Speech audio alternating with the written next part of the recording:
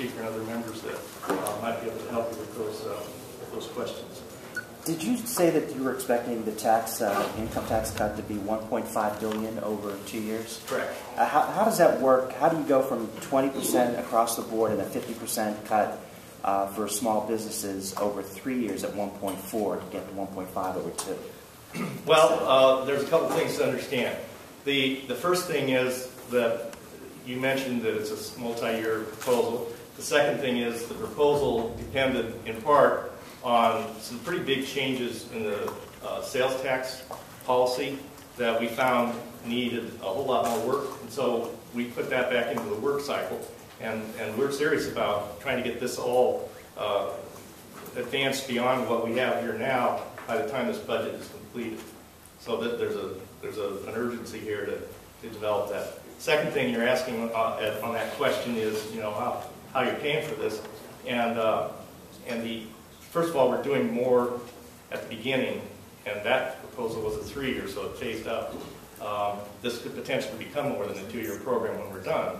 But the administration had already set aside in their proposal $280 million next year for tax relief, and then $690 million in the second year. So we're using that. We're also using the fact that the carryover balance is expected to be substantial this year. We got a $500 million payment from Jobs Ohio. That's one-time money, but we feel that if we use it immediately, we will still be able to transition forward without getting ourselves into a funding wall. It'll work. So that's how we can do 7% in 1 year. In general, it's not quite that simple, but that's the main blocks to it.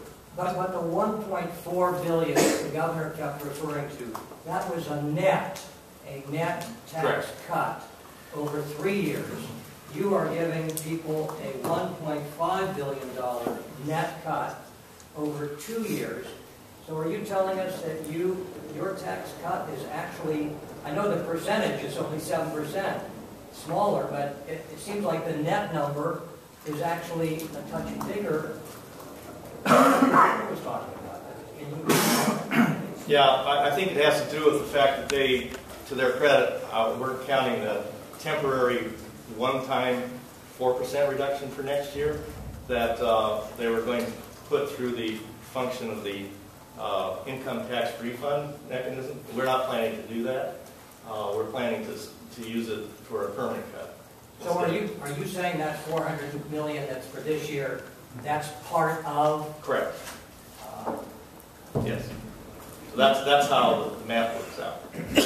Even though it's only a one-time, the $400 million. Well, if we were to use it at the end of the cycle, it would create a gap that would be pretty big on the transitional year at the end of that process. By using it at the beginning, we're not using any more money in the second year than the administration was already proposing, so we're not putting any pressure on the end of that second year to balance, so I think it's responsible. So Representative, then that means the 50% reduction for the small business owners, that's off the table for now? Well, we like that proposal, and it is currently not in our proposal because, frankly, we felt that if we could have put a number of additional ideas that we've been working on into gear to help pay for that, but we felt that would damage our ability to do the process that we want to run through here now to develop a more comprehensive and more inclusive tax reform process. We just couldn't get that done in this time frame and be comfortable with it. And we need our members to have a chance to come on board, and certainly we want to keep working with the administration, interested parties, and the Senate towards that goal. So you're correct. We don't have the business proposal. Now, some business benefit will come from all the brackets being lowered because businesses pay the income tax too, believe it or not. They certainly do.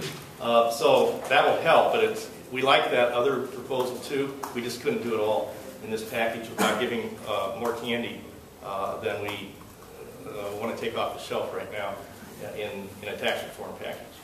Why is a 7% tax cut more important to you and your caucus than, say, spending it in other areas, such as whether human services, local governments, or education? Well, that's a good question. Every budget has a series of tension points, and the Speaker often refers to it as the allocation of scarcity. Actually, that's probably a good descriptor. So we have pressure points that are in the three main areas where money is being spent in this plan, and they're not the same. They're the same areas as the administration. So we're very much in a parallel and cooperative mode here. We're spending close to a little over $500 million of state funds for Medicaid, more than the current year, just next year.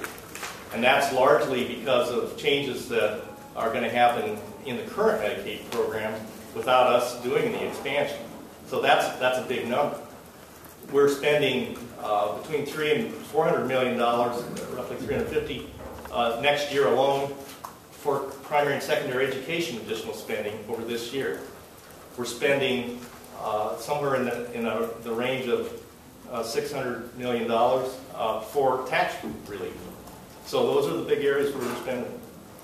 Now there are some things there for debt service that goes up some, and some things that go for higher education. But those are relatively small numbers compared to what we're doing for those three areas that I mentioned to you. And I'm not sure I got my number quite right on the tax reform because I need to do some math, but I think it might even be more than $600 million, so it's a significant amount of money, counting that one-time dividend that we got from Jobs Ohio. Mr. Speaker, before you leave, can I ask you a quick question? Come on up here. Yeah. Don't be shy. I've always